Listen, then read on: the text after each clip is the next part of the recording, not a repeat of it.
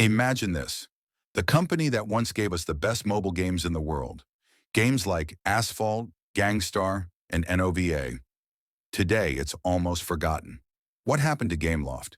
How did one of the biggest mobile gaming giants lose its throne?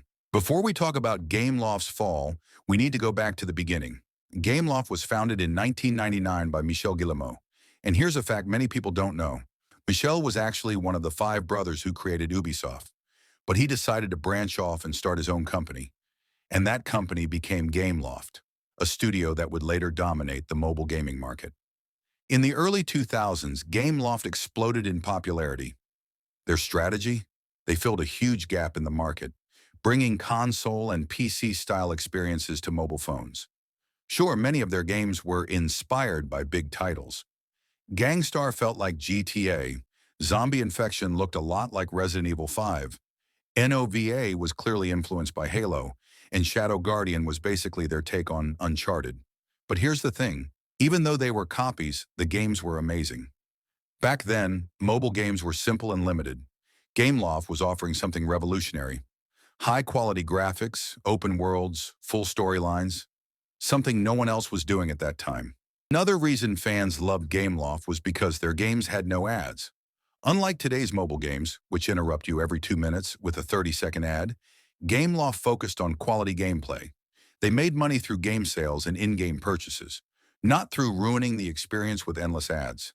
For a while, it worked perfectly. The turning point, 2014 to 2015. But here's where things started going downhill. Around 2014, the mobile gaming industry was changing fast. Free-to-play games, also known as freemium games, were taking over. Instead of paying up front for a game, players could download for free, and the companies made money through ads and microtransactions, skins, cosmetics, upgrades, and so on. Gameloft, on the other hand, was still focused on premium paid games.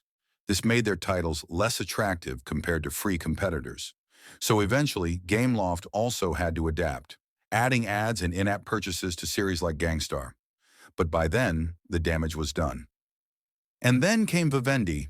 In 2015 to 2016, the French media giant aggressively bought Gameloft shares.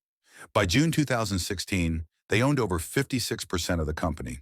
Michel Guillemot, the founder, had no choice but to leave. Under Vivendi, Gameloft's direction changed. They started releasing low-effort titles full of microtransactions. Fans were especially disappointed with N.O.V.A. Legacy. It had very few missions and focused heavily on pay-to-win mechanics. Even worse, Gameloft stopped updating older games. Titles like N.O.V.A. 3 eventually disappeared from app stores forever, leaving fans frustrated.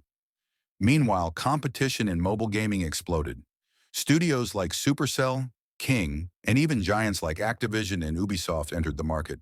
Suddenly, Gameloft was no longer unique. The very thing that once made them special, bringing console-like games to mobile, was now being done by everyone else. Where are they now? Gameloft is no longer the king of mobile gaming, but they're not dead either.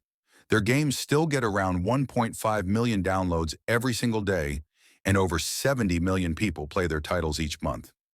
Recently, they've also started expanding to PC, with games like Disney Dreamlight Valley performing decently. So maybe, just maybe, Gameloft's story isn't over yet. That was the rise and fall of Gameloft, from dominating the mobile market to struggling against modern giants.